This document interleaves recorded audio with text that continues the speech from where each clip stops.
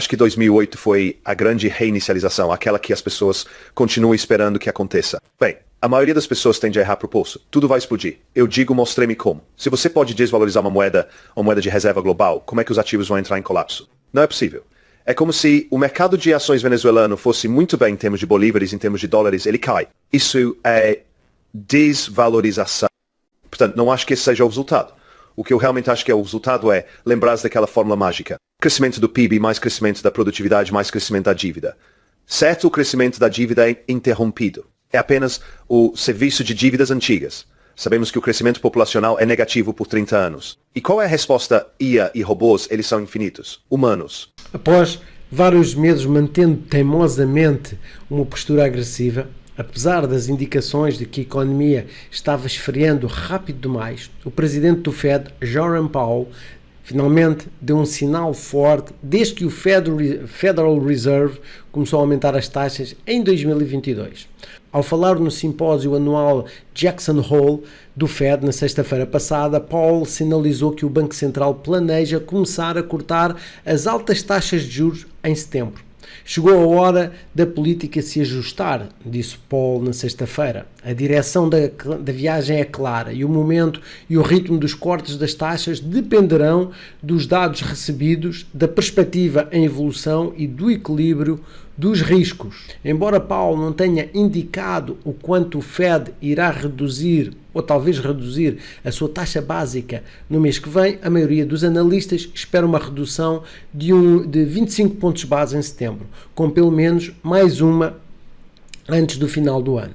Durante o seu discurso, Powell observou que a tarefa do Fed de reduzir a inflação não está completa, mas fez um bom progresso. O presidente do Fed está confiante de que a inflação está agora em um caminho sustentável de volta à meta de 2%. Ele também reconheceu o estado do mercado de trabalho como um incentivo para os cortes nas taxas de setembro. Ele disse que os riscos de alta para a inflação diminuíram e os riscos de baixa para o emprego aumentaram. Ele disse o seguinte: parece improvável que o mercado de trabalho seja uma fonte de pressões inflacionárias elevadas em breve. Não buscamos nem acolhemos mais resfriamento nas condições de mercado de trabalho. Então, este é o momento que vários analistas e investidores proeminentes têm consistentemente previsto nos últimos meses, inclusive aqui o G. E isto apesar da insistência do Fed de que iria manter as taxas mais altas por mais tempo até atingir a meta de inflação de 2%. O fundador e o CEO da Real Vision, Raoul Pal, nosso velho amigo aqui no canal, muitos vídeos com ele, explicou que o Fed e outros bancos centrais estão certos de retomar os cortes das taxas e flexibilização quantitativa. Os cortes das taxas, impressão de dinheiro e o impacto nos preços dos ativos, especialmente nas criptomoedas, compõem a tese do código de tudo de Raoul Pal, que ele discute e que discutiu recentemente com Mark Moss. Enquanto trazemos os clipes da entrevista, reserva um tempinho para esmagar o botão de curtir, inscrever-se no canal e ativar as notificações de postagem para mais vídeos como este. Tudo o que faz, tudo o que você fizer aqui ajuda no algoritmo do YouTube e contribui imensamente para o crescimento do canal. Obrigado e aproveite o vídeo. O que há de estranho no código de tudo, vou explicar o que é. O que é estranho é que ele torna tudo tão simples demais, que a maioria das pessoas pensa, bem, isso não pode ser possível. Sim, nós meio que sabíamos disso no mundo do Bitcoin, porque podíamos ver um ciclo se formando. E temos seguido esse ciclo de forma meio idiota, como se, bem, talvez seja apenas o ciclo de redução pela metade. Não sabemos realmente. Então comecei a me aprofundar e percebi que o ciclo de negócios era perfeito. Ciclo de negócios, eu uso a pesquisa ISM. Era um ciclo perfeito. Eu penso isso é estranho, porque se você se lembrar, voltando antes de 2008, teríamos esses longos períodos sem recessões, períodos curtos. E era variável, mas de repente é como um metrônomo, como você diz. Eu fico pensando, ok, isso e por fim, isso me levou a perceber que 2008 eu acho foi a grande reinicialização, aquela que as pessoas sempre esperavam que acontecesse. O que eles fizeram foi basicamente dizer a todos que poderiam deixar de pagar juros sobre todas as suas dívidas, o que significava taxas de juros zero. Em seguida, tentaram um novo truque de imprimir dinheiro por meio da flexibilização quantitativa. O que isso fez foi permitir que todos os principais governos do mundo refinanciassem todas as suas dívidas nesse setor de 3 a 5 anos. E todos eles fizeram isso. E o que isso fez foi forçar o ciclo de negócios para esse ciclo de 4 anos. E todos os preços dos ativos estão correlacionados, seja em tecnologia, seja em Bitcoin, seja na própria economia. Tudo é impulsionado pelo mesmo ciclo, que por acaso é o ciclo das eleições presidenciais, que por acaso é o ciclo de redução do Bitcoin pela metade. É tudo a mesma coisa. Portanto, quando você entende isso, o jogo fica muito mais fácil. Isso não vai durar para sempre, mas pelo período de tempo que temos parece estar funcionando perfeitamente. E você pode dividir esses ciclos em 4 fases, que eu chamo de estações. Então nós as chamamos de inverno cripto ou macro. Bem, isso foi em 2022, isso foi em 2018, isso foi em 2014. São 4 anos. A próxima parte desse período é a primavera, quando ninguém acredita que algo está mudando, mas os preços começam a subir. O Bitcoin teve um ótimo ano em 2023, contra as expectativas da maioria das pessoas, porque a primavera é a época em que os brotos surgem.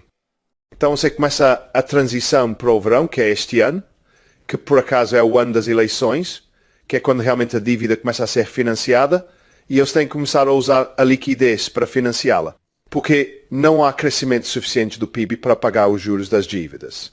Assim, eles continuam a rolar essas dívidas e continuam a monetizar os pagamentos de juros, que é a desvalorização da moeda, que acontece a cerca de 8% ao ano, em nível global. Eles estão desvalorizando a moeda e no próximo ano será macro cheio. E então, eventualmente, o ciclo chega ao topo. E repetimos mais uma vez, porque é baseado no ciclo de refinanciamento da dívida, que é essa desvalorização da moeda de 8%. Há 2 maneiras de ver isso. Você pode dizer com razão que estamos sendo roubados de nossa riqueza futura, porque seu eu futuro está ficando mais pobre, porque você pode comprar menos bens com sua renda, porque a renda não aumenta, mas os bens sim, por causa da desvalorização. Ou de outra forma, você pode dizer que estou pagando uma taxa de opção de venda de 8% sobre todo o sistema, sem quebrar, porque isso também é o que eles estão fazendo. Porque eles precisam refinanciar a dívida. Eles precisam não deixar que os preços dos ativos caiam muito. Portanto, podemos falar sobre isso. Mas é outra maneira de ver a situação. E você pensa, você pagaria 8% ao ano para que todo o sistema não quebrasse? Talvez. De acordo com Powell, os bancos centrais encontraram a fórmula mágica para manter a economia global longe do colapso inevitável que muitos vêm prevendo há anos. E ainda bem. Embora isso tenha um custo para todos, que é a desvalorização das moedas fiduciárias, Powell acredita que é um pequeno preço a pagar para evitar o colapso da economia global. De acordo com a renomada analista macro, a única saída é investir em criptoativos que certamente superarão essa desvalorização periódica do denominador. Neste sentido, nada chega perto das criptomoedas, especialmente as principais criptos como o Bitcoin, Ethereum e Solana. É por isso que Powell está prevendo um aumento de mais de 400% no valor geral do mercado de cripto até 2025, que de pouco mais de 2 trilhões de dólares hoje em dia para 10 a 15 trilhões no pico do mercado em alta lá para o final do ano que vem. Para o resto da economia global, Powell diz que os bancos centrais poderão continuar a navegar, imprimindo periodicamente até que uma solução mais permanente apareça. Aqui estão mais clipes da sua discussão com Moss. Se pensarmos em uma população que está envelhecendo, se pensarmos em nossos pais, quanto mais velhos eles ficam, menos gastam. Portanto, as populações que estão envelhecendo tendem a ter taxas de tendência do PIB mais baixas. Todas elas têm. Isso pode ser observado em todos os lugares, porque as populações mais velhas gastam menos. Elas também tendem a não saber quanto tempo viverão depois de se aposentarem. Assim, quando meu pai se aposentou, seus gastos devem ter caído 60% ou 70%. Porque ele pensa, bem, tem esse dinheiro, não sei como vou viver. E assim eles mudam seus hábitos. E isso reduz o crescimento do PIB, assim como a dívida. E isso continua a se agravar. Tudo isso está acontecendo neste momento. Por exemplo, as taxas de juros estão em 5,5%. Mas a taxa de tendência do PIB nos últimos 5 ou 6 anos é de cerca de 1,75%. Portanto, temos essa grande lacuna e precisamos baixar as taxas de juros para que possamos refinanciá-los. Mas, o tempo todo, o PIB continua caindo ao longo do tempo e você pode prever isso para o futuro. São apenas os nascimentos e as mortes e isso nos dá 30 anos de compreensão. E isso está nos dizendo que, a menos que algo drástico mude, que é a tecnologia, continuaremos a arrastar o PIB para baixo para sempre. Estamos vendo isso piorar. Populações mais velhas, Japão, China, a maior parte da Europa, são mais velhas que os Estados Unidos porque tiveram menos imigração. O que se vê é que o PIB deles continua encolhendo. A Austrália, por outro lado, tem uma alta taxa de imigração, assim como o Canadá, e eles tendem a se sair melhor porque o crescimento do PIB é impulsionado pelo crescimento populacional, pelo crescimento da produtividade e pelo crescimento da dívida. Bem, a maioria das pessoas tende a errar no sentido de que, bem, tudo vai explodir.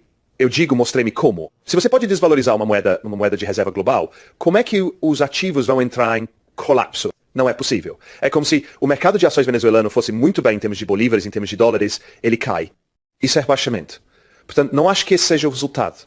O que eu realmente acho que é o resultado é lembrar daquela fórmula mágica. Crescimento do PIB mais crescimento da produtividade mais crescimento da dívida, certo? O crescimento da dívida é interrompido. É apenas o serviço de dívidas antigas. Sabemos que o crescimento populacional é negativo por 30 anos. E qual é a resposta? IA e robôs, eles são infinitos. Humanos e produtividade. O que é produtividade? A produtividade é, na verdade, a quantidade de produção por quilojoule de energia.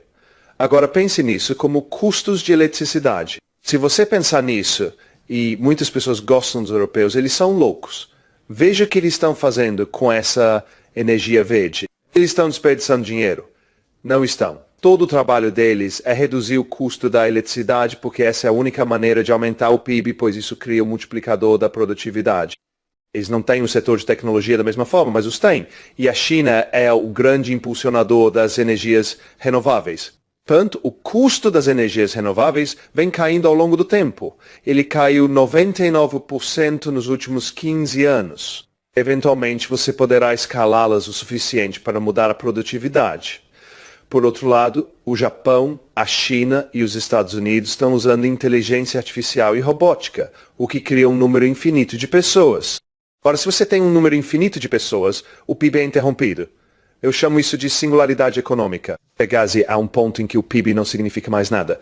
O que significa tudo isso, portanto, se a produtividade aumenta por causa dos custos de energia e você tem infinitos seres humanos, ou seres humanos entre aspas, isso muda tudo. Pois é, de acordo com o Paulo, ainda há uma boa chance de evitarmos sérias repercussões económicas e que seria tão bom evitarmos isso, especialmente em países com moedas fortes como os Estados Unidos. No entanto, investir continua sendo crucial para qualquer pessoa que queira preservar e aumentar a sua riqueza ao longo do tempo. Classes de ativos tradicionais, como os títulos, podem não acompanhar a inflação e, embora índices de ações populares como o S&P 500 possam ajudar a manter a riqueza, eles não necessariamente irão aumentar a sua riqueza. Paul sugere que criptomoedas e ações de tecnologia são as melhores opções, pois provavelmente continuarão a superar a desvalorização das moedas. E aí, o que é que você achou do vídeo? Você concorda que a inteligência artificial e outras tecnologias de rápido avanço podem ser a chave para resolver os enormes problemas de dívida do mundo? Gostaria muito de saber a sua opinião na secção dos comentários abaixo. Já agora, não se esqueça de esmagar o botão de curtir, inscrever-se no canal e ativar as notificações de postagem para mais conteúdo como este. O meu nome é Rui Ludovino, obrigado por ter estado aqui, até amanhã e tenham um resto de dia fantástico. Tchau, tchau.